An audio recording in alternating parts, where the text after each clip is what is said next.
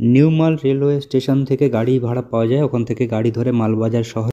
খুব সুন্দর সাজানো গোছানো এই মালবাজার শহরটি। মালবাজার শহরের উপর দিয়ে গাড়ি চলে যাচ্ছে চালসা। চালসা ক্রসিং পেরিয়ে কিছুটা এগিয়ে গেলে চাপড়ামারি ফরেস্ট।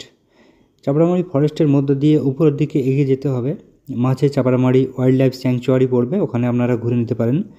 এরপরে কুমাই মোড় ফেলে সোজা উপরের দিকে এগিয়ে গেলে গৈরিবাসের আগে বাম দিকে 10-12 কিলোমিটার গেলে দালগাঁও ভিউ পয়েন্ট। দালগাঁও ভিউ পয়েন্টের অপরূপ সৌন্দর্য আপনাকে মুগ্ধ করবে। এখানে একটি পিকনিক স্পটও আছে। আবার গাড়ি ব্যাক করে গৈরিবাস ভিউ পয়েন্ট দেখে উপরের দিকে এগিয়ে গেলে পড়বে ঝালং রিভার ক্যাম্প এবং ঝালং শহর।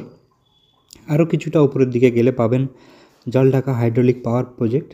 তারপরে আপার পারেনের অপরূপ সৌন্দর্য উপভোগ করতে করতে পৌঁছে যাবেন গন্তব্যস্থল বিন্দুতে।